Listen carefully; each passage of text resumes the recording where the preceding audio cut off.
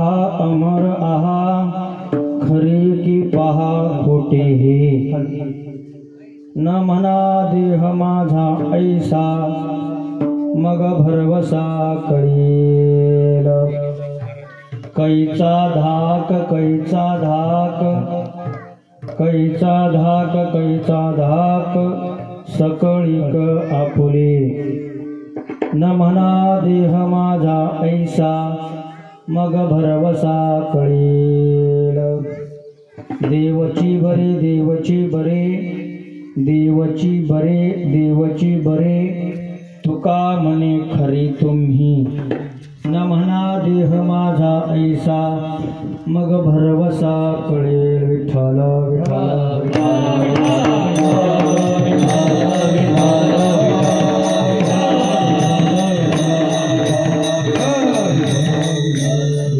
प्रविश्य मम वाचमिमां प्रसुप्तां संजीवयत्यखिल शक्तिधर स्वधाम्नाम् अन्यांश्च हस्तचरणश्रवणत्वगादीन् प्राणान् नमो भगवते पुरुषाय तुभ्यं महायोगपीठे तटे भीमरथ्यां वरं पुण्डरीकाय दातुमुनीन्द्रैः समागत्य तिष्ठन्तमानन्दकन्दं परब्रह्मलिङ्गं भजे पाण्डुरङ्गा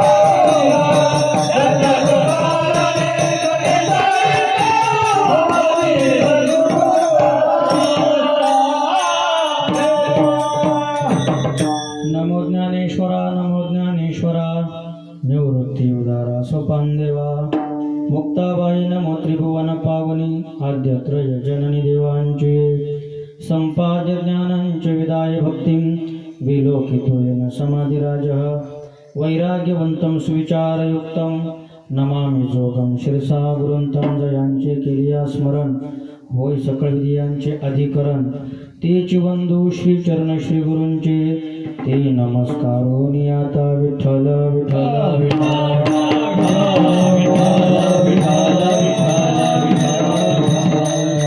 अमर आहा खरे की पहा खोटेही न म्हणा देह माझा ऐसा मग भरवसा कळेल। प्रस्तुत संप्राप्त कीर्तनाच्या सेवेकरिता घेतलेला अभंग वैराग्य राग रसिक जगदवंदे जगद्गुरु श्री तुकोबरायांचा 4 चरणाचा अभंग आहे. विठ्ठल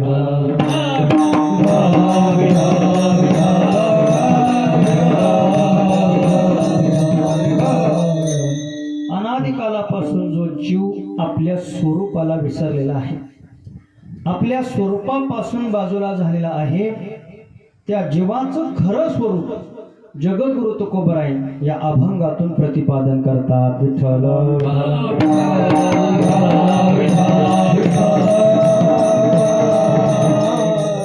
सेवेला सुरुवात करण्या अगोदर अल्पसा परिहार देणं वक्त्याचं कर्तव्य आहे. म्हणून ज्या निमित्तानं आपण या ठिकाणी एकत्र अशा प्रकारचं आलेलो आहोत ते आपल्या सर्वांना ज्ञात आहे. हरिभक्तीपरायण वैकुंठवासी साहेबराव उमाजी त्रिभुवन बाबांना आपल्यातनं जाऊन 1 वर्ष पूर्ण अशा प्रकारचं झालंय. त्यांच्या पुण्यस्मरणाच्या निमित्तानं या कीर्तनाचं आयोजन त्रिभुवन परिवारानं केलेलं आहे.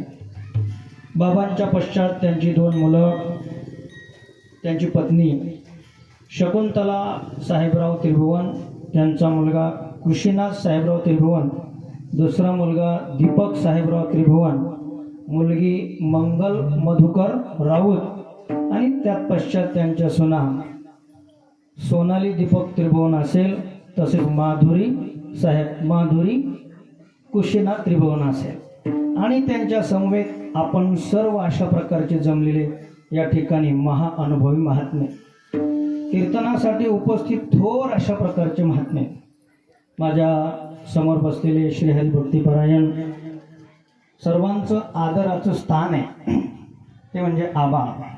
आता वास्तविकता मला असं विचारा वाटतं, असं कोणतं पुण्य केलेलं असेल आबांनी का जे आपण केलं पाहिजे. 3ही मुलं खऱ्या अर्थानं विचार केला तर इकडं श्री हरिभक्तीपरायण गोरखजी महाराज आहे, इकडं शिवाजी महाराज सुद्धा, हे सुद्धा त्यांचेच आहेत. इकडं सुद्धा शिवाजी महाराज या ठिकाणी पगार उभे आहेत, दादाभाऊ महाराज आहेत, इकडे गोरख महाराज आहे, शिवाजी महाराज आहेत, त्याचप्रमाणे आहेत भजनी मंडळ आहेत. इकडं धोंदलगाववरनं काका महाराज आहेत, तिकडं बाबा आहेत. तसेच खऱ्या अर्थानं अण्णांच्या सहवासामध्ये राहिलेले श्री हरिभक्तीपरायण गुरुवर्य सुरेश बाबा आवारे आहेत. त्याचप्रमाणे आपल्या सगळ्या परिसराचं नव्हे महाराष्ट्राचं भूषण पारसनाथ महाराज नेटके आहेत. सुंदर अशा प्रकारचं नियोजन आहे. म्हणून जास्त वेळ न लावता माऊली ज्ञानोबराय जगद्गुरु तुकोबराय सद्गुरु जोग महाराज जशी बुद्धी देतील या अभंगाचं चिंतन आपल्याला करायचं आहे. विठ्ठल विठ्ठल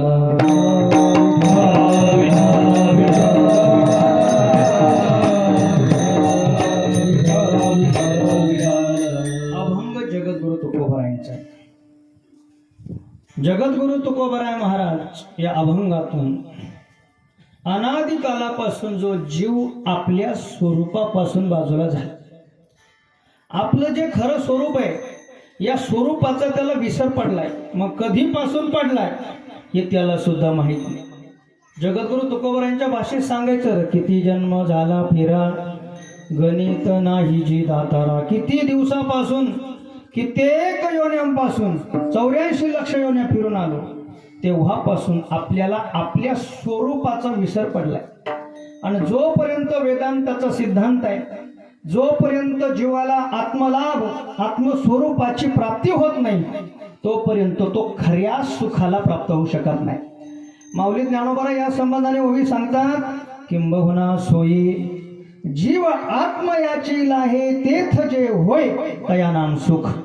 ज्यावेळी जीवाला आत्मलाभ प्राप्त होतो, आत्मसुख प्राप्त होतं आणि तिथं जे होतं त्याला सुख म्हणतात.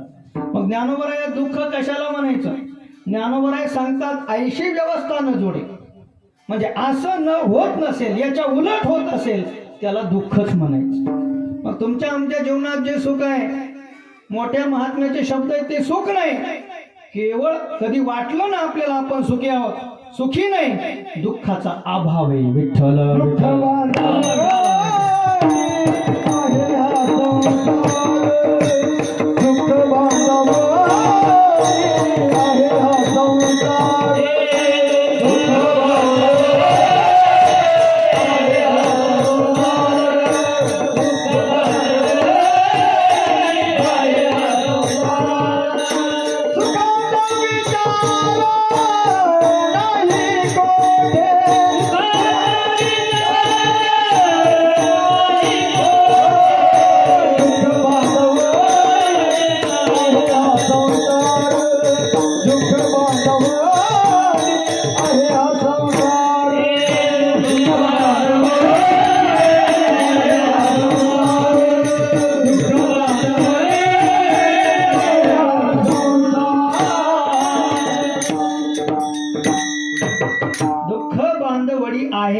संसार यालाच प्रमाणाची पुष्टी जर द्यायची म्हटलं तर देवा तुकोबराची भाषा आहे. तुकोबराय सांगतात जर सुख पाहिजे असेल तर आपुला तो एक देव करून घ्यावा, तेने विन जीवा सुख नोय.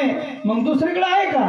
तुकोबराय सांगतात नाही, येरते माईक दुःखाची जनिती. बाकीचं मायाकृत आहे आणि माया जशी आहे तसं मायाचं कार्य आहे. मग माया जशी दुःखरूप आहे ना, मायेपासून निर्माण झालेला संसार सुद्धा तसाच दुःखरूप आहे. ज्ञानोबराय 9व्या अध्यायात बोलून गेले. आता प्रमाणाहून विषय निघला म्हणून बोलून जातो. ज्ञानोबराय सांगतात जे खरं सुख आहे त्या सुखाकडं जीवाची पाठ आहे म्हटलं, आणि जे अल्प सुख आहे ते सुखच नाहीये. मंगळाच्या अंकुरी सवेचे अमंगळाचे पडे पोरी. ज्ञानोबराय सांगतात एखादी गोष्ट मंगल दिसली ती मंगल नाही, दिसतानी मंगल आहे, असायला मात्र अमंगलच अशा प्रकारचे आहे. आणि म्हणून सांगायचा मुद्दा आहे देवाच्या व्यतिरिक्त जे आहे ते सगळं दुःख आहे आणि देवच सुखरूप आहे. आणि जोपर्यंत ते स्वरूप तो परमात्मा प्राप्त होत नाही तोपर्यंत आपल्या पाठीमागची दुःखाची वणवण जात नाही. विठ्ठल विठ्ठल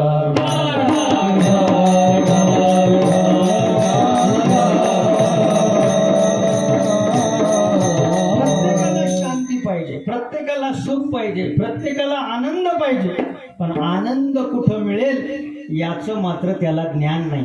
असा विचार आहे बघा. त्या पंचदशीमध्ये गोड उदाहरण आलं. मला आता श्लोक उपस्थित नाही पण बोलून जातो. एखादी वस्तू जिथून निघाली पुन्हा तिथं पोहोचेपर्यंत त्याला सुख प्राप्त होऊ शकत नाही, त्याला शांती प्राप्त होऊ शकत नाही. उदाहरण सांगतो, आपण तीर्थयात्रेला गेलो, चारधाम यात्रेला गेलो, गेल्यानंतर खरं सांगा तिथं खरं सुख वाटतं का? खरं वाटतं का? मग कधी सुख वाटतं? जेव्हा चारधाम यात्रा झाली, घरी आलो, पिशवी घरात टेकली अर आता सुटलो म्हटलं, आता सुटलो, आता खरं शांती मिळाली म्हणतो. म्हणजे तिकडं शांती नाही, शांती इथं. याचं कारण हेच आहे, जी वस्तू जिथून निघाली पुन्हा तिथं येईपर्यंत त्याला शांती नाही. विठ्ठल विठ्ठल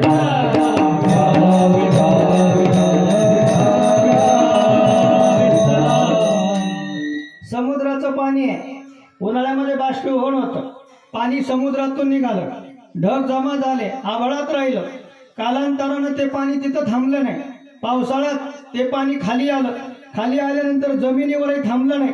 मग तिथून कुठं नाल्याला लागलं, नाल्याचं पाणी ओढ्याला लागलं, ओढ्याचं पाणी नदीला लागलं, नदीचं पाणी गंगेला लागलं, आणि गंगेपासून ते समुद्रात गेलं, तिथं शांत झालं. माझे शब्द लक्ष देत आहे ना? समुद्रातून निघालेलं पाणी जोपर्यंत समुद्रात जात नाही तोपर्यंत शांतीला प्राप्त होत नाही. अजून उदाहरण सांगू का? पूर्वीच्या काळी समुद्रातून प्रवास करणारे प्रवासी असायचे. ऐका बरं का, पंचदशीत आलेला विचार आहे, शेनो शब्द वापरलाय, आता मला श्लोक उपस्थित नाही. पण ते प्रवासी काय करायचे? समुद्रातून प्रवास करायचे. प्रवास करत असताना जिकडं तिकडं पाणीच आहे. पूर्वीच्या काळी फोन नव्हते, कुठपर्यंत पाणी बाहेरच्याला विचारायला. त्यांच्यासोबत पक्षी असायचे. मग ते काय करायचे? त्या पक्षाला मोकळं सोडायचे. भरपूर पक्षी असायचे. मग पक्षाला मोकळं सोडल्यानंतर जर तो पक्षी उडाल्यानंतर अर्धा तास झाला आपल्याकडे आलाच नाही, त्यांनी समजून चालायचं जवळच जमीन आलेली आहे, पक्षाला तिथं बसायला स्थान मिळालेलं आहे. पण जर तो पक्षी तिथून उडाला आणि उडाल्यानंतर तो कितीही उडाला, समोर जर जमीनच नाहीये, पाणीच पाणी आहे, मग अशा वेळी तो पक्षी वास्तविकता त्याला स्वातंत्र्य पाहिजे का पारतंत्र्य? स्वातंत्र्य पाहिजे. मग तो पारतंत्र्यातून स्वातंत्र्यात जरी उडाल्यानंतर बसायला आश्रय नाही, मग त्याला शांती हवी असेल तर तो पक्षी पुन्हा उडून घरच्या घालून कुठं पुन्हा त्या माणसाच्या जवळ येऊन बसतो. मग तो पक्षी त्या जहाजातून उडाला म्हणून त्याला जशी तिथंच आल्यानंतर शांती आहे. समुद्रातून पाणी निघालं पुन्हा समुद्रात आलं तेव्हा शांती आहे. तीर्थयात्रेला घरातून निघालो पुन्हा घरी आल्यावरच शांती आहे.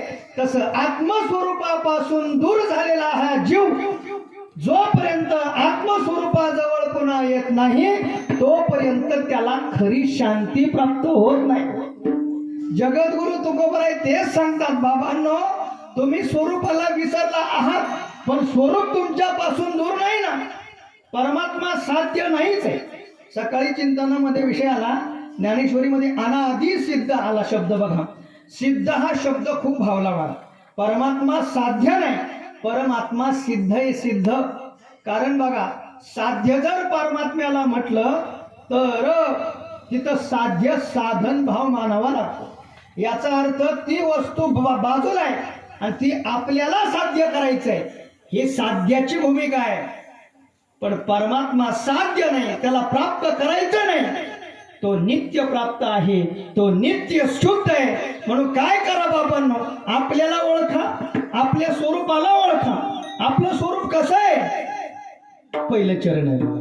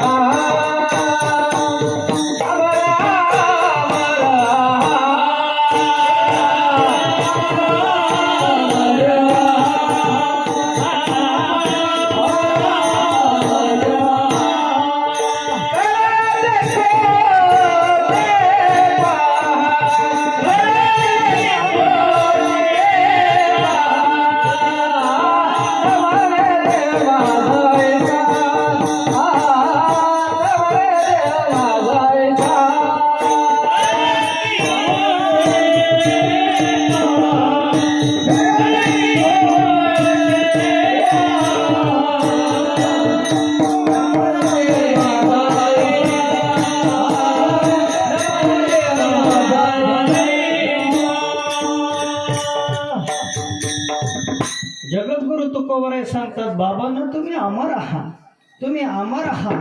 स्वतःला मूर्ख का समजता? तुम्ही जन्मणारे नाहीत, तुम्ही मरणारे नाहीत, तुम्ही सुखी नाही, तुम्ही दुःखी नाही, मग तुम्ही कोण आहे? तुम्ही अमर आहात. तो परमात्मा म्हणजे तुम्ही आहे. तत्वमसी, ते तत्व तू आहेस. पण वैकुंठवासी गुरुनाम गुरु वैद्य बाबांचे शब्द आहेत. आता आम्ही फक्त कानानं दुसऱ्याकडनं ऐकले. आता खऱ्या अर्थाने बाबांनी पाहिलंय असं, त्यांना पाहिलेलंच आहे. ते बाबा म्हणायचे, एक वेळेला माणसाला नाही का, त्या माणसाला जर तू देव आहे असं म्हटलं ना, तो मनुष्य म्हणत असतो, बाबा एक वेळेला मूर्ख म्हणा पण देव म्हणू नका. आणि त्यांचे शब्द आहे, ते म्हणायचे, माणसाने दिवसातून एकदा तरी मी ब्रह्म आहे असं म्हणावं. का? खरं बोलण्याचं पुण्य लागतं म्हणजे. त्यांचे शब्द आहे, ज्या अर्थी मी ब्रह्म आहे असं म्हटल्यानंतर खरं बोलण्याचं पुण्य लागत असेल, तर मी देह आहे असं ज्यावेळी आपण म्हणतो, निश्चितच खोटं बोलण्याचं पाप लागतंय. विठ्ठल विठ्ठल.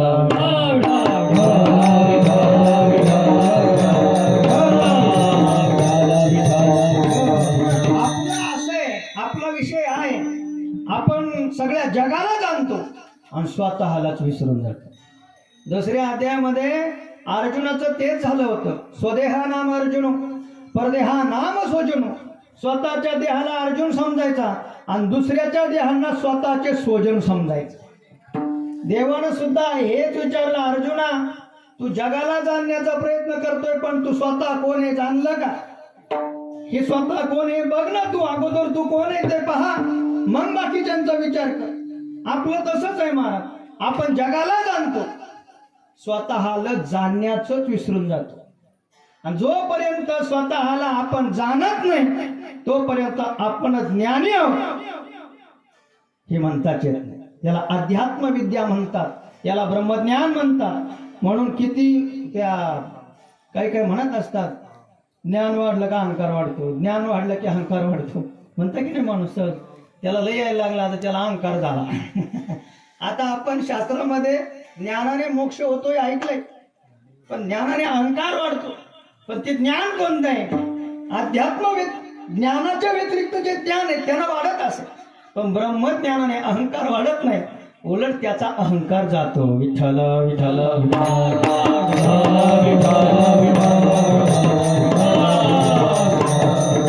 याच्यामध्ये बरेच फसलेत बघा. माझ्या डोळ्यासमोर प्रसंग आला म्हणून बोलून जातो. गोकुळामध्ये भगवान परमात्म्याचा अवतार झाला. अवतार झाला ही बातमी सगळीकडे पसरली कुठपर्यंत? काशीच्या पंडितापर्यंत गेली. मग काशीच्या पंडितांनी सभा भरवली. गोकुळामध्ये देवाचा अवतार झाला म्हणतात या सगळ्या अफवा आहे. कारण देवाला जर अवतारच घ्यायचा होता मग काशीत घेतला असता, गोकुळात कशाला घेईन म्हणते. आणि जर घ्यायचाच असता तर विद्वानाच्या पोटी घेईल म्हणे, गवळ्याच्या पोटी कशाला घेईल. त्यांची सभा भरली महाराज. आणि सभा भरल्यानंतर त्या सभेमध्ये निष्कर्ष काढला, एका पंडितानं तिथं जायचं आणि तिथली परीक्षा घ्यायची आणि ती सगळी अफवा थांबवायची. म्हणून काशी विश्वेश्वर नावाचं पंडित मजल दर मजल करत करत करत करत करत करत गोकुळापर्यंत आला. बाहेर नंदबाबा उभे.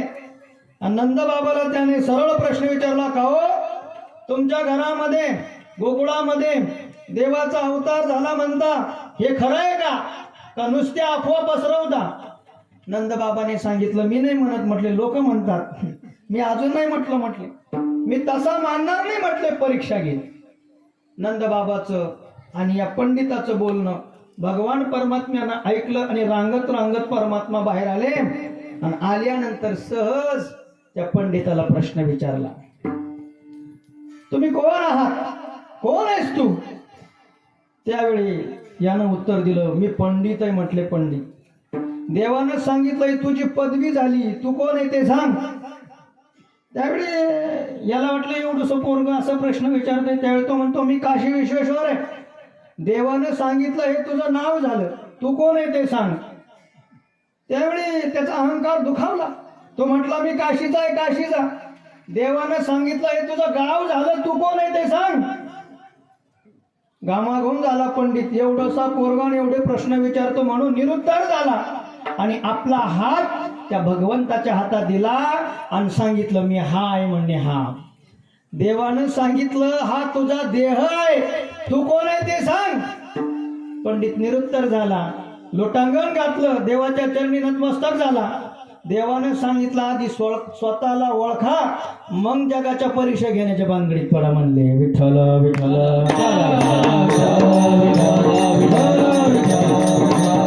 आपल्याला सुद्धा आपला परिचय विचारला तर कधी कधी आपण आपल्या पदाचा परिचय देतो, कधी कधी आपण आपल्या गावाचा परिचय देतो, कधी कधी नावाचा परिचय देतो आणि कधी कधी देहाचा परिचय देतो. पण खरा परिचय अजून आपल्यालाच माहित नाही. अपरोक्ष अनुभूतीमध्ये पहिल्यांदा परमार्थाला लागले ना. श्रीपाद आचार्य शंकराचार्य म्हणतात, पहिल्यांदा विचार करा, कोहम कथमिदम जातम को वै कर्तास्य विद्यते उपादानम किमस्ति विचारम स्वयमिदृशम. पहिल्यांदा मी कोण आहे बाबा याचा विचार कर. हे जगत कसं निर्माण झालं त्याचा विचार कर आणि या जगताचा कर्ता कोण आहे याचा विचार कर. त्या पंचदशीमध्ये गोड चिंतन आहे बघा. त्यांनी सांगितलं, संसार परमार्थोयम संलग्नम स्वात्मवस्तुनी. संसार आणि परमात्मा या दोन गोष्टी एकत्रित झालेल्या आहेत. मग या दोघांची निवड सारासार विचाराने जो करतो तो खरा विवेकी हो. त्याला सविचार राजहंस म्हणतात. बघा बरं का शब्द राजहंस. राजहंस काय करतो? दूध आणि पाणी एकत्र केलं तर पाणी टाकतो, दूध ग्रहण करतो. तसे हे सविचार राजहंस आहे. हे करतात काय? फलकट असणारा प्रपंच टाकतात आणि सारभूत परमात्मा याचं ग्रहण करतात. विठ्ठल विठ्ठल.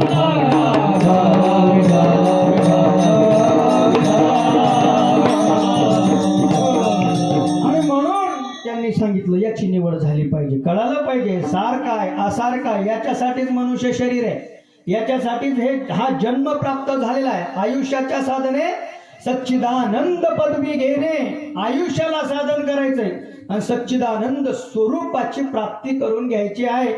म्हणून पहिल्यांदा मी कोण आहे याचा विचार करावा. म्हणून सदा विचारित अस्मत् जगत जीव परात्मनः.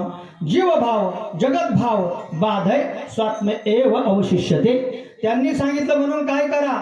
सदा विचार करा. कोणता करा? विनाकारण विचार करू नका. मग जगत जीव परमात्मा या तिघांचा विचार करा. मग काय होईल? जीव आणि जगतभाव या दोन्ही गोष्टी खोट्या ठरेल आणि खाली जे शिल्लक उरतं तो परमात्मा आहे आणि त्याचं ग्रहण करा. श्री गुरु महाराज बाबा पाठामध्ये आम्हाला सांगायचे, पोराओ, कळतो तो देव नाही आणि दिसतो तोही देव नाही, उरतो तो देव आहे. शब्द बघा त्यांचे शब्द. जर देव कळाला तर तो इंद्रियाचा विषय होईल, देव जर दिसला तर तो डोळ्याचा विषय होईल. देव काय चर्मचक्षुचा विषय आहे का? अजिबात नाही. इंद्रियाचा नाही. जे तर मनाची नखीने लगे, बुद्धीची दृष्टी न रिगे, ते इंद्रिया किरजोगे काय होईल? ज्ञानोबराय सांगतात, जिथं मनाचं नख पोहोचत नाही, बुद्धीची दृष्टी पाहू शकत नाही, तो इंद्रियाचा विषय होऊ शकत नाही. म्हणून कळतो तो देव नाही, दिसतो तो देव नाही, उरतो तो देव आहे. मग याच्यासाठी काय करावं लागेल? विचार करावा लागेल. मग जेव्हा जीव भाव जगत भाव बाधे हे त्या दोघांचा बाध होतो, खाली जे शिल्लक राहतं तत्वमसी ते तत्व तू आहे. विठ्ठल विठ्ठल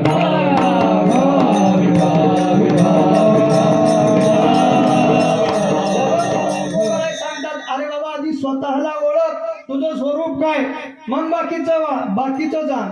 काय स्वरूप आहे? अमर आहा खरे की पहा खोटे, खरे की पहा खोटे, खरे की पहा खोटे. अमर आहा खरे की पहा खोटे, खरे की पहा खोटे, खरे की पहा खोटे. अमर आहा खरे की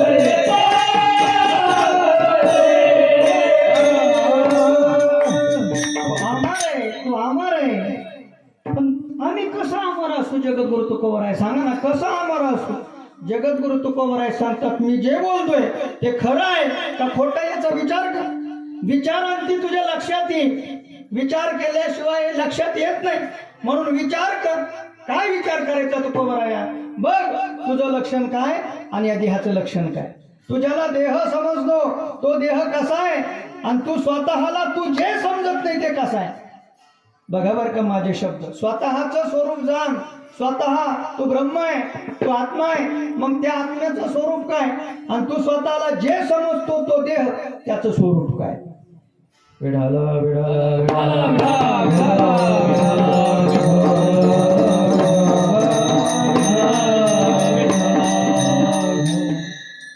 वेदांत वाचस्पती आचार्य ब्रह्मलीन अण्णांची आठवण झाली. अण्णा एक गोड दृष्टांत सांगायचे. जेव्हा हा जीव स्वतःचा परिचय करून देतो तेव्हा देह दृष्टीनं परिचय करून देतो. त्याची दृष्टी आत्म्याकडे जातच नाही, कारण आत्मा अतिशय सूक्ष्म आहे. एवढा विचार तो करू शकतच नाही. सहजच तू कोण आहे म्हटलं तर मी देह आहे, इथपर्यंत त्याचा विचार आहे. खरं तर असं आहे, तो आहे म्हणून देह आहे आणि त्याला विपरीत भावना ही आहे का देह आहे म्हणून मी आहे. शब्द बघा बरं का, मौजेचे शब्द आहे. वास्तविकता ही हा आहे म्हणून देह आहे. काय पती पत्नीचं जोडपं आहे. ह्यांना गोड सांगायचे. मग पती पत्नीच्या जोडप्यामध्ये सहजच हलका भारी, म्हणून पती हा भोळा आहे आणि पत्नी हुशार आहे. मग सगळा बाजार सगळा व्यवहार पत्नीनं बघायचा आणि मग सहजच ते पत्नीनं व्यवहार पाहायचा. म्हणून एक दिवस हे आपले घरात बसलेले असायचे. एक दिवस पत्नीचा भाऊ घरी आला. घरात साखर नव्हती. मग याला सांगितलं दुकान जवळच आहे, तुम्ही दुकानात जा आणि साखर घेऊन या. त्यावेळी हा कधीच बाहेर न फिरलेला, दुकान समोरच आहे. पण तो म्हणतो मी दुकानात जाईल, पण तिकडंच हरवलं तर काय करायचं म्हटलं. त्यावेळी तिने सांगितलं अहो तुम्ही हरत नाही, जवळच दुकान आहे, गाव आपलंच आहे, तुम्ही कसे हरवशाल, पण हारलो तर काय करायचं म्हटलं. पत्नी हुशार होती. विठ्ठल विठ्ठल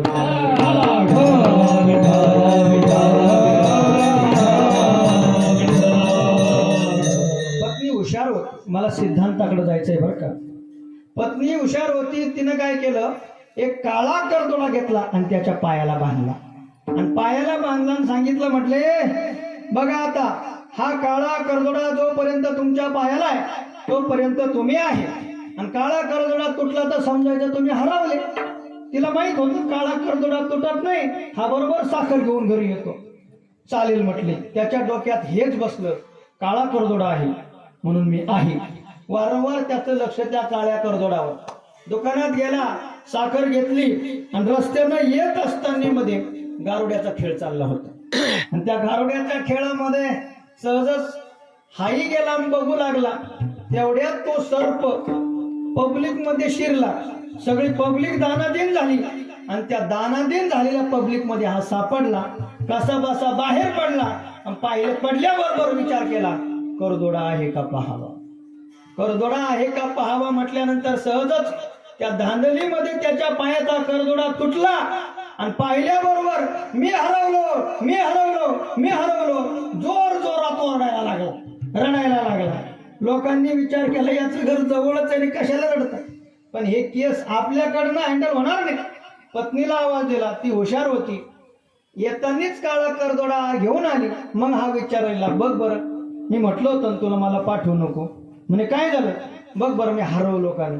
अहो तू माझ्या समोर आहे ना. काळा करदोडा कुठे म्हटले, काळा करदोडा.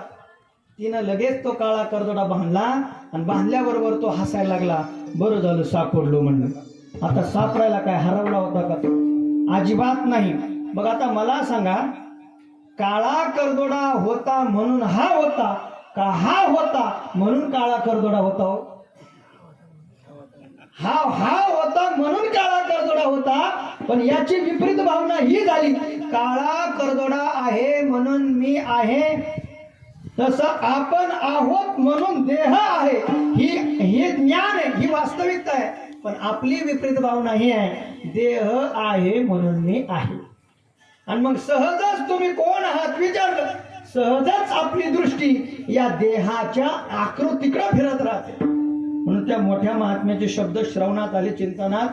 त्यांनी सांगितलं, माणसाकडे सर्वात मोठं धन जर कोणतं असेल तर ते आत्मधन आहे म्हटले.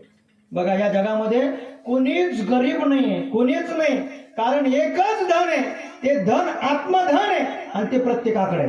बाकीचं धन काहीच उपयोगाचं नाही. मला बाकीचं धन कितीही मिळवा, कितीही मिळवा, शेवटी ते सोबत येतच नाही. पण आत्मधन आपल्याला कधी सोडत नाही. आणि अजून एक गोष्ट सांगू, ज्यावेळी या शरीरातून चैतन्य निघून जातं, कितीही धनवान मनुष्य असू द्या, लगेच पहाटे स्टेटसला मेसेज पडतो, आमके यांचं अल्पशा आजारानं निधन झालं म्हणतात. निधन आणि धन हा शब्द खूप जवळचा वाटतो. धनवान म्हणणार एका क्षणात निधन, याचा अर्थ हाच आहे, जोपर्यंत चैतन्य होतं तोपर्यंत धन आहे, धनवान आहे. शरीरातनं चैतन्य निघून गेलं, निधन झालं, सगळं धन संपलं. सांगायचा मुद्दा हाच आहे, आपल्याकडचं सर्वात मोठं धन म्हणजे आत्मधन आहे. ते आपलं स्वरूप आहे, आणि त्यालाच आपण विसरून जातो. म्हणून जोपर्यंत चैतन्य आहे तोपर्यंत ते आहे. तैसा हृदया माझे मी रामू, असता सर्व सुखाचा आरामू, किं भ्रांता अशी कामू विषयावर. याच्या संबंधाने ज्ञानोबरांनी गोड गोळ्या सांगितल्या. पाहे पादोद पवित्र आणि गोड, पासीच त्वचेची पदराड पडित्या भेरुणी गोचिड, अशुद्धा काय निगती, का कमलकंदा आणि दरदुरी, नांदनो केकेची घडी, परिपराग सेवी जय भ्रमरी जवळीला, चिकुल चिवरे बहु मृगजळ देखुनी डोळा, थुंकी जे अमृताचा गळीता गळाळा, तोडिला परीस बांधिला गळा, शुक्तिका लाभे तैसा हृदया माझे मी राम. जवळ परमात्मा असून सुद्धा किं भ्रांताशी काम विषयावरी. विठ्ठला विठ्ठला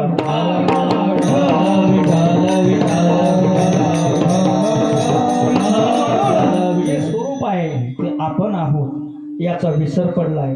म्हणून जगद्गुरु तुकोबाराय सांगतात, अगोदर स्वतःला ओळखा. पण विषय असा आहे महाराज, माणसाचा भ्रम अनादि संसार मालेच्या ठाई, नित्य विषय सेविले पाही. अनादिकालापासून या प्रपंचाचे संस्कार, विषयाचे संस्कार अंतःकरणातून जात नाही. म्हणून कितीही वेळा सांगा, कितीही वेळा सांगा, माणसाच्या डोक्यातच बसत नाही. म्हणून त्या उपनिषदामध्ये गोड कथा आली बघा. आता सांगूनच जातो तुम्हाला, आपला वेळ जाईल 1-2 मिनिटं. त्या उपनिषदामध्ये गोड कथा आहे बघा, सगळ्यांना माहीत असेल, तुम्ही बहुश्रुत आहात. आता इथं बोलणं म्हणजे चावटी करण्यासारखं आहे, पोपटासारखे आम्ही लोक, तुम्ही अनुभवी महात्मे नाही का.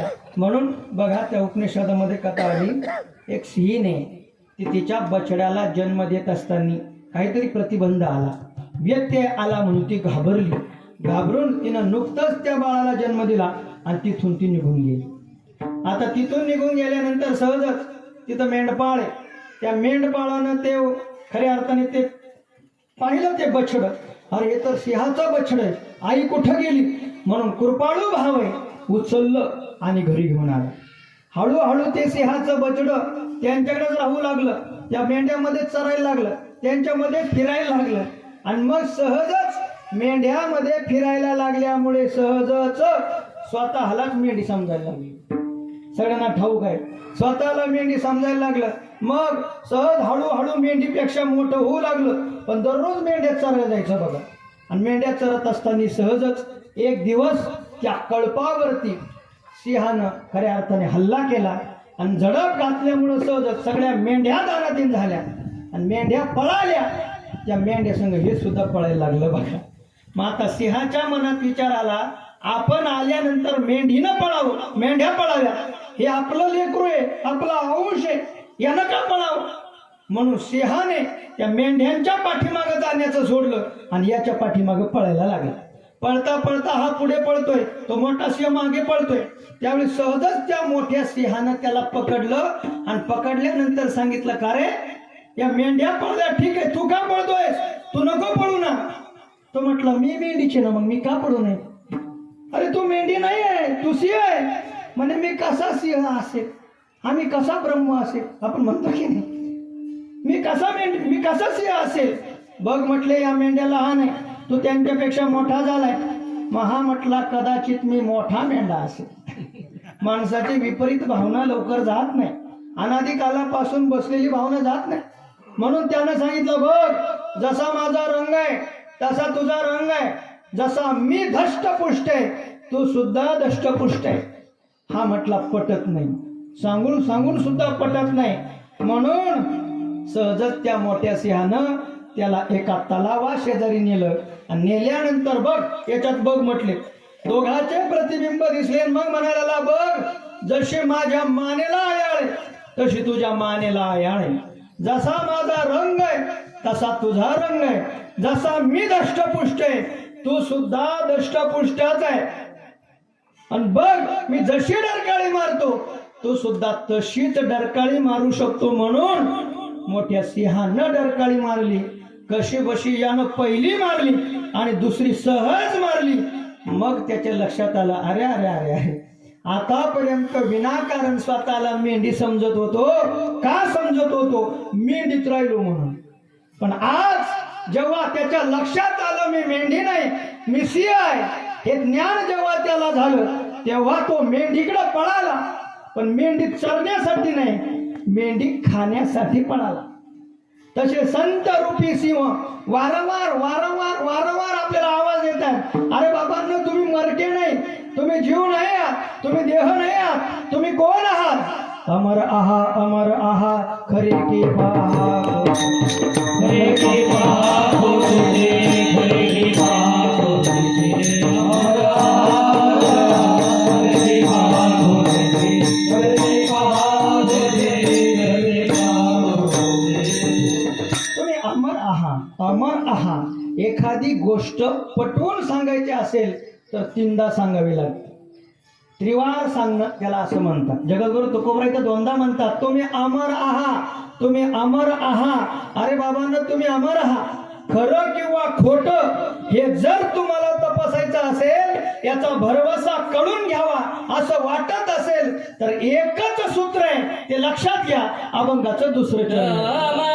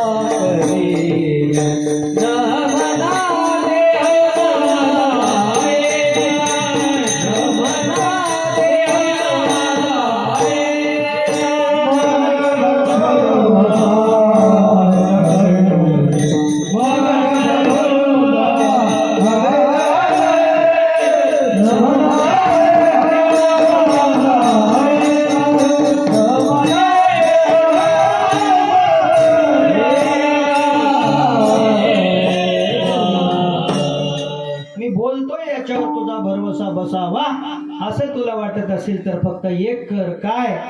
आतापर्यंत जो स्वतःला जो देह समजत होता ना, त्या देहाला मी आहे किंवा माझा आहे असं समजू नका. देहाचं स्वरूप जाणून घ्या, स्वतःचं स्वरूप जाणून घ्या. आपण स्वतः जीव ब्रह्मैवनापरः. श्रीपादाचार्य शंकराचार्य अर्ध श्लोकात सांगतात सगळ्या शास्त्राचे सिद्धांत. श्लोकार्धेन प्रवक्ष्यामि यत् उक्तं ग्रंथ कोटिभिः ब्रह्म सत्य जगद मिथ्या जीव ब्रह्मैवनापरः. जीव हा ब्रह्म स्वरूपच आहे, पण स्वतःला देह समजतो ना, फक्त देहाला माझं म्हणू नका. आत्म्याचं स्वरूप काय, तुझं स्वरूप काय? आत्मा सत आहे, देह असत आहे. आत्मा सुखरूप आहे, देह दुःखरूप आहे. आत्मा चिद्रूप आहे आणि देह जड स्वरूप आहे. बघून घे, एवढं वैलक्षण्य. ज्ञानोबरांनी तर सांगितलं आत्म्याची आणि देहाची दशा एक निघे पूर्वेकडे आणि एक निघे पश्चिमेकडे. आत्म्याची सगळे लक्षणं एकीकडं आणि देहाची सगळी लक्षणं एकीकडं. दुसऱ्या अध्यायात भगवान परमात्मा सगळा विषय बोलून गेले. आत्म्याला कधी मरण नाही, आत्म्याला कुणाकडनं मरण नाही. नैनन छिंदंती शस्त्रांनी, आत्म्याचा कुणी छेद करू शकत नाही. नैनंद हती पावकाः, आत्म्याला कुणी जळू शकत नाही. नैनंद हती पावका न एनम न शोष्यति मारुतः नैनं छिंदन्ति शस्त्राणि नैनं दहति पावकः न चैनम क्लेदयन्ता आपः न शोष्यति मारुतः. म्हणजे वारा त्याला वाहू शकत नाही, पाणी त्याला भिजवू शकत नाही, कोणतं शस्त्र त्याला मारू शकत नाही आणि अग्नी त्याला जाळू शकत नाही. अर्जुन हा नित्यो अचळ हा शाश्वत सर्वत्र सदोदितो सर्व रूप असा असणारा हा आत्मा नित्य अशा प्रकारचा आहे. न जायते म्रियते वा कदाचिन नायम भूत्वा भविता न भूयः अजो नित्य शाश्वतोयम पुराणो न हन्यते हन्यमाने शरीरे. या आत्म्याला कितीही मारण्याचा प्रयत्न केला पण या शरीरामध्ये राहणारा शरीरी न हन्यते न हन्यमाने. त्याला मरणही नाही आणि त्याला जन्मही नाही. हे आत्म्याचं स्वरूप आहे. आणि देहाचं स्वरूप काय? ज्ञानोबाने 13व्या अध्यायात देहाचं स्वरूप सांगितलं. भगवंताने उत्तर 13व्या अध्यायात दिलं देहाचं स्वरूप काय. ज्ञानोबाने सांगतात हे तो पाचाचे झाले कर्माच्या गुणी गुंथले भवतसे सुतले जन्म मृत्यूच्या. आपण आत्म्याचा विचार केला न जायते म्रियते वा. आत्म्याला मरण नाही, आत्म्याला जन्म नाही आणि देह मात्र भवतसे सुतले जन्म मृत्यूच्या.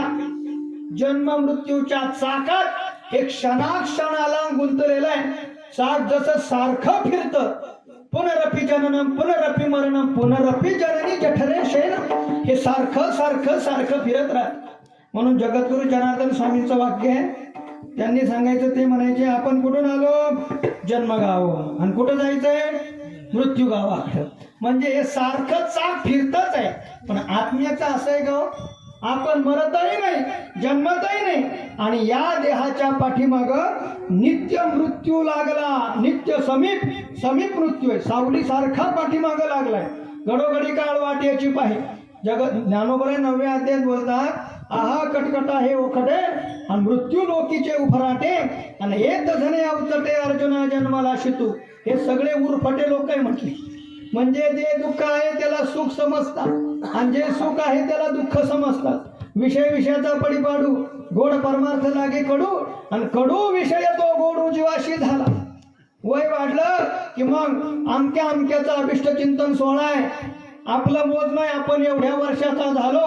पण ज्ञानोबराय सांगतात याचे किती दिवस राहिले हे काळाचं मोज नाही. ज्ञानोबराय म्हणतात वाढदिवस साजरे करतात, मोठमोठ्या गुड्या उभारतात, जाऊ जाऊ बाळबळीये वाढे तव तव नाचे भोजे पुढे. ज्ञानोबराय सांगतात जसं जसं मुलगा मोठा होतो तसं तसा आई बापाला आनंद होतो. पण ते हा विचार करत नाही तो जसा जसा वाढतोय म्हणजे तसा तसा काळाच्या दाढेत जातोय याचा कोणीच विचार करत नाही. ज्ञानोबराय पुढे सांगतात एखादा परमार्थ करत असेल, एखादा काही चिंतन करत असेल तर काय सापासारखा बसतो म्हणतात. आणि जो विषय विलासे गुंफे तयाते सज्ञान म्हणती. जो अधिक विषय विलासामध्ये गुंफतो, अधिक विषय जमा करतो त्याला लोक म्हणतात वा काय संसार थाटला कडे. नाही का सांगायचा मुद्दा आहे. विषय विलासामध्ये गुंततात त्याला सज्ञान म्हणतात. आणि जो चिंतनामध्ये राहतो भगवंताचं चिंतन करतो त्याला उवाई पडला सापे म्हणतात. काय अजगरासारखा बसा. ज्ञानोबाईची भाषा आहे. सांगायचा मुद्दा हा आहे का हे सगळं उरफाट काम आहे. आणि एक जने उचटे अर्जुना जन्माला तू. अर्जुना यांच्यात आला ना तू. अनित्यम असुखम लोकम मिमम प्राप्य भजस्व माम. अनित्य लोकात मरक्या लोकात जन्माला आलास, उरफाट्या लोकात जन्माला आलास, मग काय कर. मिमम प्राप्य भजस्व माम, माझं भजन कर. झडझडवणी वहिला निघ आणि ये भक्तीचे वाटे लाग. मग पावसी अव्यंग निजधाम माझी. ज्ञानोबराची ती गोड भाषा आहे बघा. जेवढी माणसं आपण म्हणतो शिकलेली सगळी भ्रमात आहे. ज्ञानोबराय सांगतात एवढा मोठा भ्रम त्यांचा आहे. ज्ञानोबराय सांगतात देखे भोग्य जात जे तुले ते एका देहाची आलिकया लागले आणि देह तव पडला असे काळाच्या तोंडी. ज्ञानोबराय सांगतात या इह लोकात या वरच्या लोकात जेवढे भोग आहे ते सगळे भोग फक्त देहाच्याच उपयोगाचे. आत्म्याच्या उपयोगाचं काय होते. आत्म्याला काही भोगायची गरज आहे का. आत्मा नित्य शांत आहे, नित्य तृप्त आहे, आत्मरती आहे, आत्मसंतुष्ट तो आहे. म्हणून हे सगळे भोग देहाच्या उपयोगाचे आहे. ज्या देहासाठी आपण रात्रंदिवस पळतो तो देह क्षणाक्षणाला काळाच्या तोंडात जातोय. ज्ञानोबराय सांगतात हा तो पाचाचा मेळावा शेखी अनुसरेल पंचत्वा ते वेळी केला के दिवसावा शिनो तुला. हा पंचमहाभूतापासून निर्माण झालेला हा शेवटी त्याच अनुसरण करेल. आणि जेव्हा हा पंचमहाभूतात विलीन होणार आहे तेव्हा आपण केलेले कष्ट, आपण केलेला शीन कुठं पाव. पण मोठ्या महात्म्याचे शब्द आहे माणसाला मरताना दुःख होत नाही. माणसाचं खरं दुःख हे सगळं सोडून जायचंय त्याच्यासाठी होतं की एवढं मिळवलंय क्षणात सोडून जायचं याचं दुःख आहे. सांगायचा मुद्दा ज्ञानोबराय सांगतात दरदुरे सापू गिळजत आहे ओ. त्या जीवाची तृष्णा सांगताना एवढा भ्रम आहे. सांगतात जो काळाच्या तडाख्या क्षणाक्षणाला जातोय. एखाद्या सापानं बेडकाला पकडावं, अर्धा बेडूक बाहेर आहे आणि अर्धा सापाच्या तोंडात आहे. त्यावेळी आता जो सापाने अर्धा गिळलाय तो बेडूक पूर्ण गिळण्यासाठीच पकडलाय. पण तेवढ्यामध्ये त्या बेडकाच्या समोरून एखादी माशी गेली ना गेली. त्या बेडकाला वाटतं एवढी माशी मिळाली तर बरं होईल. प्राणीये कवनीये लोभे वाढवी ती तृष्णा. असा कोणता लोभ आहे त्या लोभापोटी हे प्राणी तृष्णा वाढवत आहेत. एवढा मोठा भ्रम. म्हणून एक करा स्वतःच स्वरूप ओळखा. तुम्ही देह नाही, देह मरकाय जन्म मृत्यूच्या चाकात गुंतलेला आहे. आपण पहिल्यांदा पाहिलं नैनन चिंतन शस्त्रांनी आत्म्याला कोणी छेदू शकत नाही, आत्म्याला कोणी जाळू शकत नाही. पण देहाचं स्वरूप सांगतात ज्ञानोबराय सांगतात हे विपाये आगी पडे तरी भस्म होऊन उडे. आगीमध्ये पडला याचा भस्म होतो. आणि पहिल्यांदा आत्म्याचा आपण बघितलं येन पावका न दहती. अग्नी त्याला जाळत नाही आणि शरीर मात्र भस्म होऊन उडे. आणि झाले श्वाना वर पडे तरी त्याची विष्ठा.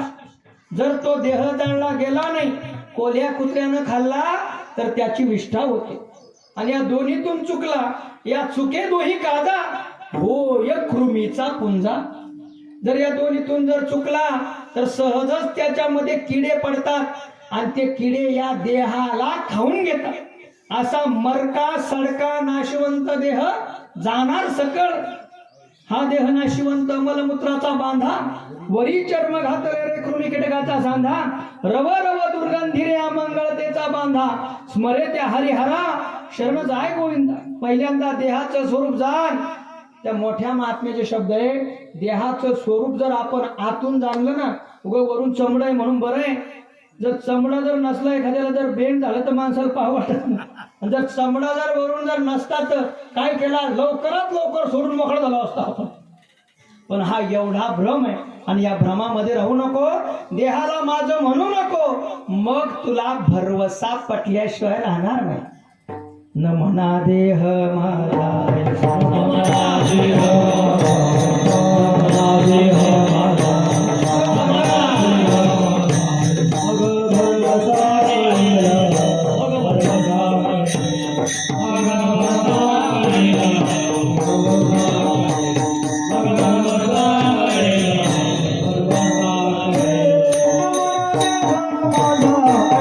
Oh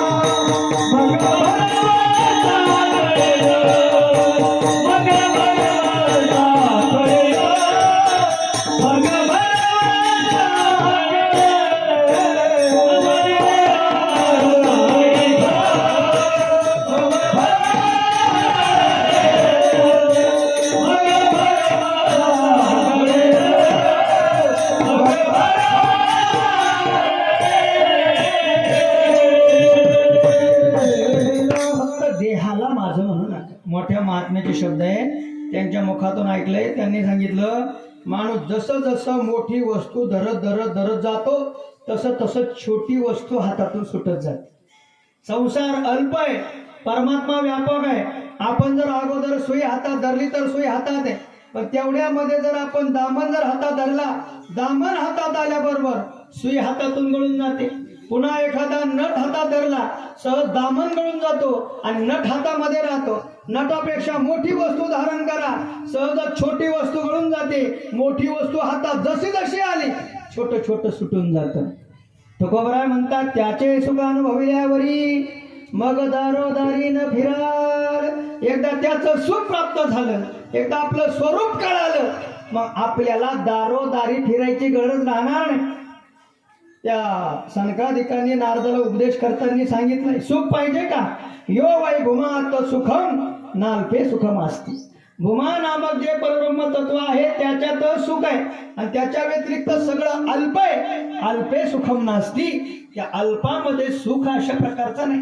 म्हणून देह अल्प आहे, देह आणि आत्मा व्यापक आहे.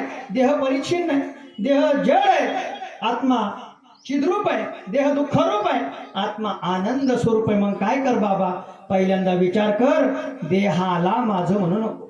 संतांना विचारलं, तुम्ही कोण आहात? संत सांगतात, मी वासुदेव तत्वता. त्यांना विचारलं, तुमचं कोण आहे? तर ते म्हणतात, तो मज व्हावा, तो मज व्हावा, वेळोवेळा व्हावा पांडुरंग. म्हणजे अगोदर त्या मोठ्या महात्म्य शब्द आहे बरं का. आता तुम्ही जसं कृपादृष्टीनं पाहताय तसं सुचतंय, तसं बोलतोय. त्यांनी सांगितलं, म्हटले विषय असा आहे, माणसाला पहिल्यांदा पारदर्शक ज्ञान व्हावं. पारदर्शक म्हणजे स्वच्छ ज्ञान व्हावं. कारण सिद्धांत असा आहे, जसं ज्ञान झालं तशी भावना होते, जशी भावना झाली तशी साधना घडते आणि जशी साधना घडली तसं फळ प्राप्त होतं. मग सहजच जीवाला अपारदर्शक ज्ञान आहे आणि अपारदर्शक ज्ञान झालं तशी भावना झाली, तशी भावना झाली तशी साधना झाली आणि तशा साधनेमुळे तसंच दुःखरूप त्याला फळ प्राप्त होतं. मग अगोदर मी ब्रह्म आहे हे कळालं, हे ज्ञान झालं, तेव्हा लक्षात येतं माझं कोण आहे. देह आहे हे ज्यावेळी आपण म्हणतो त्यावेळेस माझं मग सगळे स्वैरे देह संबंधी सगळे आपले, पण मी ब्रह्म आहे, मी परमात्म्याचा अंश आहे. ममय वंशो जीव लोके जीवभूत सनातन.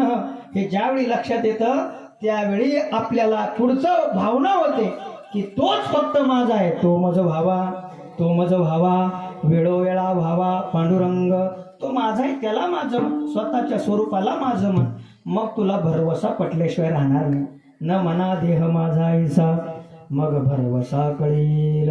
ममत्व म्हणजे माझेपणा, अहमत्व, मी देह आहे याला अहमत्व म्हणा, आणि देह माझा आहे, देह संबंधी माझे आहे याला ममत्व म्हणा.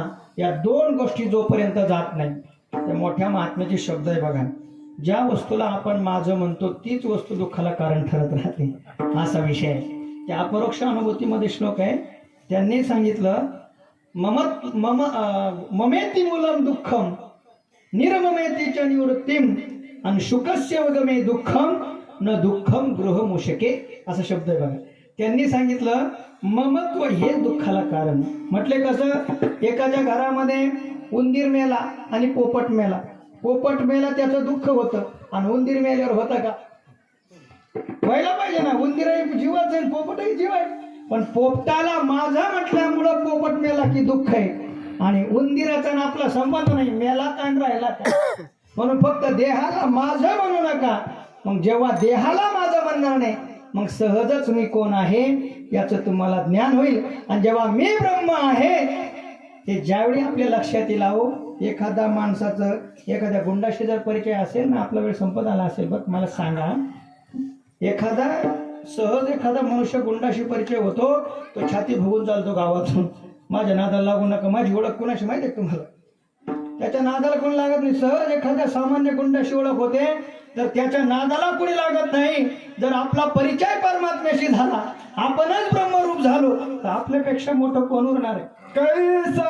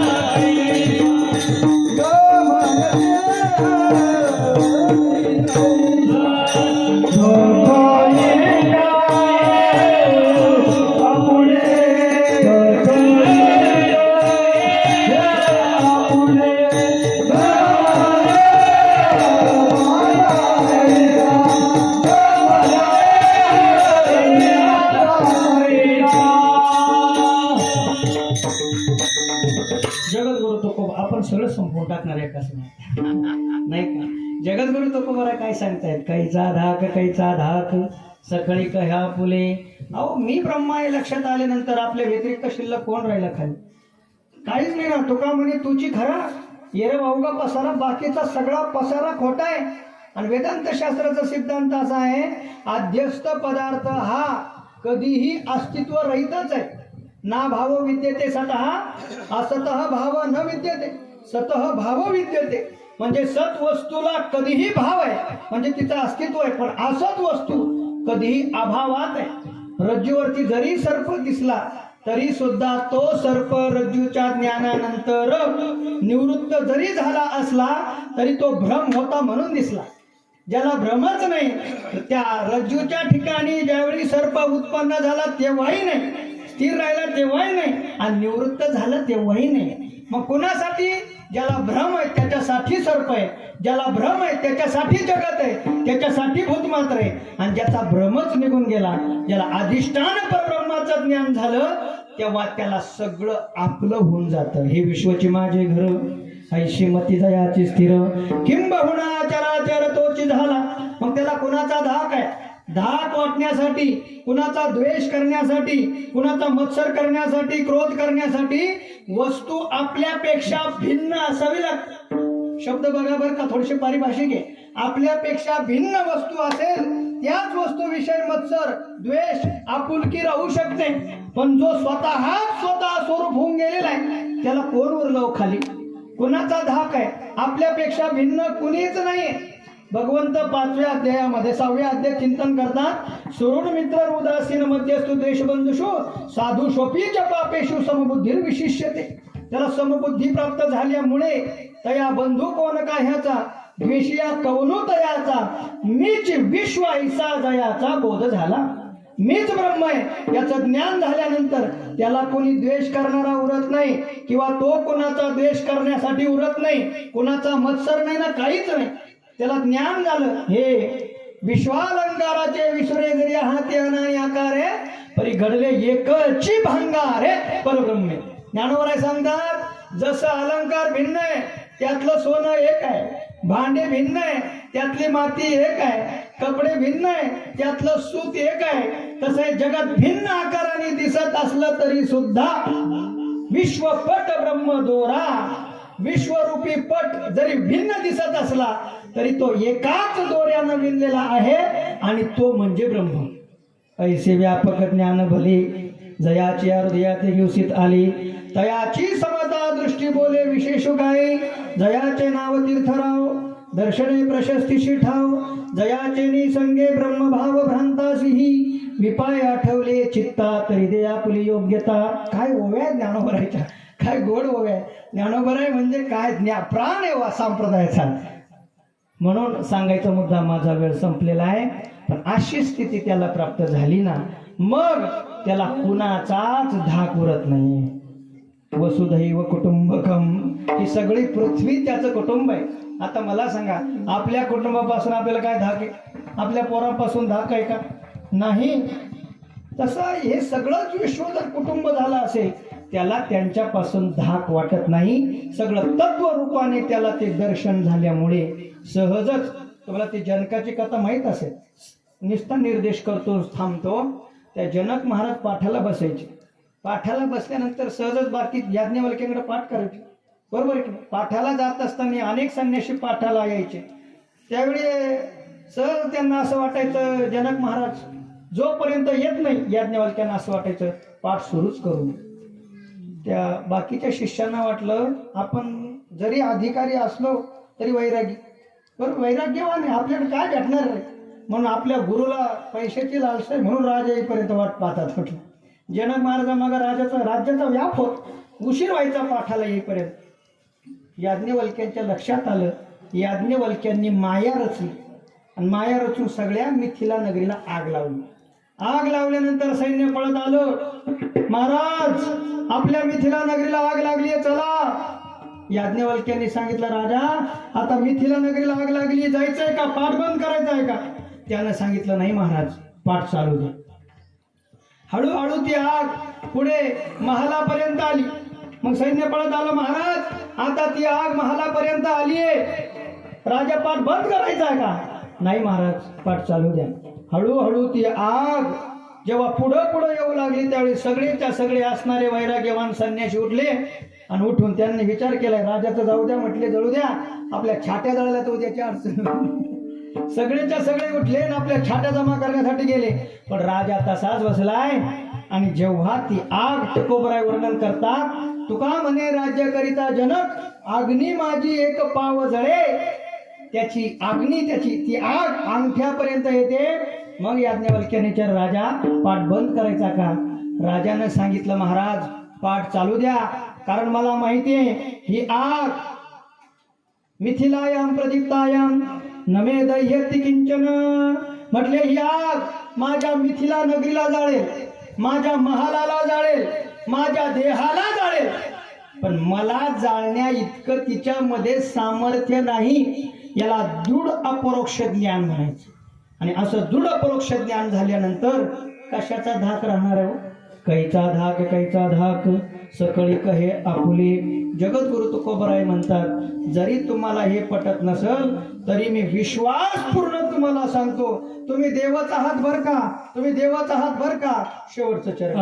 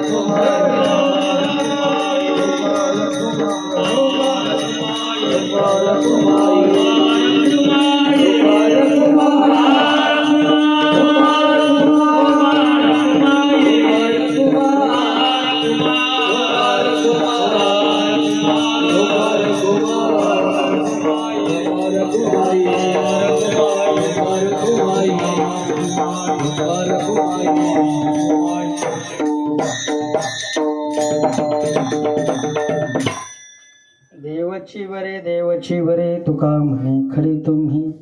जगद्गुरु तुकोबराय देवची बरे दोनदा सांगतात. तुम्ही खरोखर देव आहात बाबा, तुम्ही खरोखर देव आहात.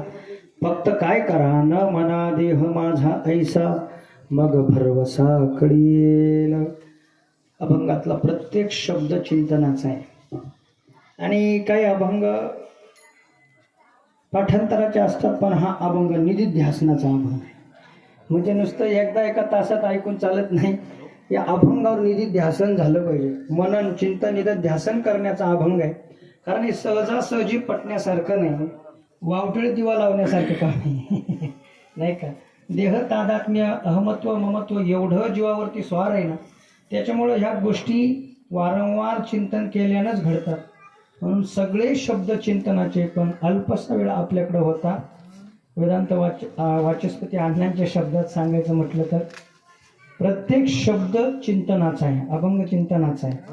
पण म्हणले हल्ली असं आहे, जो वक्ता अभंगावर बोलतो त्याला समज सोडून देतो म्हणते. अण्णाचे शब्द होते. आणि म्हणून खऱ्या अर्थानं यथामती यथावकाश माऊली ज्ञानोबा जगद्गुरु तुकोबराय सद्गुरु जोग महाराज त्यांनी जशी बुद्धी दिली या अभंगाचं चिंतन करण्याचा प्रयत्न केलेला आहे. कीर्तनाच्या साथीला उपस्थित थोर अशा प्रकारचे महात्मे, इतकं गोड गायन खऱ्या अर्थाने एकदा कीर्तनात गुरुवारे भाऊंच्याच मुखातून ऐकलं होतं बरं का. भाऊ विनोदानं बोलले होते, म्हटले आपलं गायन कसं असतं, म्हटले चाल वेगळे असते, अंतर तोच राहतो. भाऊचे शब्द आहे. विनोदानं बोलतंच आमचं काम आहे. पण तुम्ही श्रेष्ठ आहात. त्या कंधारकर गुरुजी त्यांनी गाथा भाष्य लिहिलं. त्या गाथा भाष्यामध्ये तुकोबरायच्या गाथ्याचं विवरण केलंय. त्याच्या पहिल्याच पानावरती त्यांनी एक मजकूर लिहिलाय. एखादा ग्रंथ लिहिला की तो कोणाच्या तरी चरणी समर्पित करत राहावा लागतो. कोणी कोणाच्या चरणी, कोणी कोणाच्या चरणी. तर कंधारकर महाराजांनी एका चौकटीमध्ये एका टप्प्यात लिहिलंय बघा, तेवढे गोड शब्द आहेत.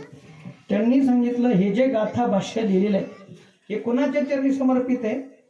त्यांनी सांगितलं आतापर्यंत जगद्गुरु तुकोबराय यांची गाथा टाळाच्या मृदंगाच्या चालीच्या माध्यमातून ज्या वारकऱ्यांनी जपून ठेवला, हे सगळं गाथा भाष्य त्यांच्या सर्वांच्या चरणी समर्पित आहे. एवढ्या मोठ्या महात्म्याने एवढा मोठा शिक्कामोर्तब फक्त खऱ्या अर्थाने मृदंगवादक असेल, गायक असेल यांच्यासाठी दिलेलं आहे. म्हणून हे कीर्तनाचे प्राण आहे.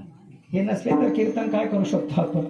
म्हणून खऱ्या अर्थानं ज्या निमित्तानं आपण एकत्रित आलो ते हरिभक्तीपरायण वैकुंठवासी साहेबराव उमाजी त्रिभुवन बाबा आपल्याकडनं खऱ्या अर्थाने आपल्याकडनं जाऊन आपल्यातनं जाऊन 1 वर्ष पूर्ण झालेलं आहे. वास्तविकता ते आहेच. आता एवढं चिंतन केल्यानंतर ते मेले असं म्हणतात येत नाही. कारण आपण कधी असा विचार केला का, आपण असं म्हणतो की आत्ता होता हो पण मेला, असं नाही म्हणत. आत्ता होते पण गेले म्हणतो माणूस.